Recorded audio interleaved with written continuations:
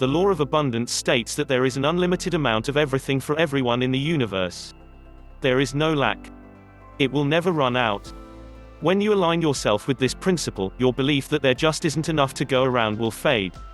These things are trying to reach you, but because of your limited worldview, you are not allowing yourself to receive. You may be telling yourself that you really want something, but your subconscious is remembering all the times you didn't get it, whatever it is.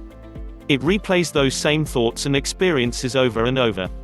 The magic is, you can substitute new thoughts and experiences that will work in the same way, thoughts of success and experiences that the mind thinks are real even though they haven't actually happened yet.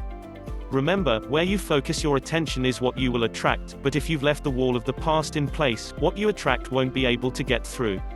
You must believe you deserve it.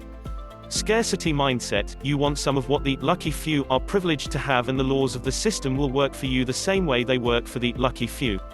In fact, they're already working in your life, but you don't believe there's enough to go around. This is referred to as the scarcity mindset. You haven't yet recognized that by not focusing your energy and consciousness on what you want to become, you became the random manifestation of all the energy that you've experienced, which has developed into your current perspective. You have subconsciously put out to the universe everything you believe about the way things are, that there is lack, not enough to go around, and this is what you've received. Change what you put out and you will change what you get back. Take a look at the concept of relativity. This is the context in which you view and experience everything. You have $100 in your checking account and you feel as though you're broke because you're accustomed to having more. Your neighbor has $100 in his checking account and is joyful because it's more than he's ever had. It's still $100, but its value is viewed differently because of its relation to what is usually known or present. You can think of it another way. $100 won't go very far when buying a new car, but it will be more than enough to buy yourself a movie ticket. The amount is irrelevant. How you view the amount is what's important. The events of these two people, each with $100, could have another scenario. You're used to having much more, but you're grateful that you still have $100 left in your checking account. Your neighbor, who now has more than he's ever had, might feel as though it's just a fluke and he'll never see that much money again. He's now depressed and angry because he's had a taste of the good life, and fears it will soon be taken away from him. You can now begin to see how perspective is everything. The bottom line is this: the condition your life is in now is the result of your lack of intention to make it something else. That doesn't make you a bad person, just misguided. You're still living like a helpless child who was told what to do and how to behave, too small and powerless for your imagination to be heard.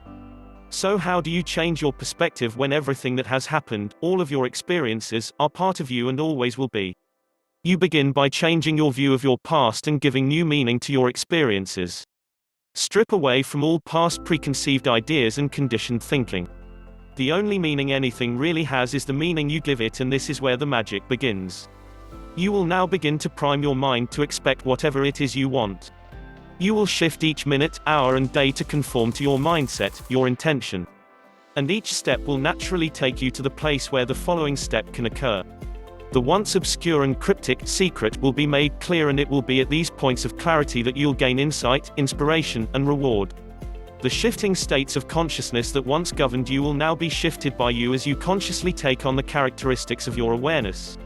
By your own observations and development of thought, your world will become observer-created. The opportunities for creation are endless and available to us when we stop living from the context of our upbringing, our parents' views, our ancestors, and our social groups. You may want to keep some of the good memories, knowing they have become wisdom and are used as tools to further your empowerment. Remember, everything you think and do has only the meaning you ascribe to it, so anything that has held you back, old thoughts, relationships, negativity, will fall by the wayside, lifeless without the energy you've been giving it. The laws which govern consciousness do not waver, but understanding the techniques you can use and stick with will make the difference. The laws are working whether you're aware of them or not. As an example, when Bill Gates gives away money, he's going to give it away whether you're aware of it or not, but it would certainly be better for you if you knew when, where, and how to be a part of that gifting. The nature of the next evolution of our culture is within our direct control. Rather than allowing yourself to be created, being merely a byproduct of following the status quo or fighting against the mechanisms of society and your own wrongly conditioned thinking, your reality will now become created by you.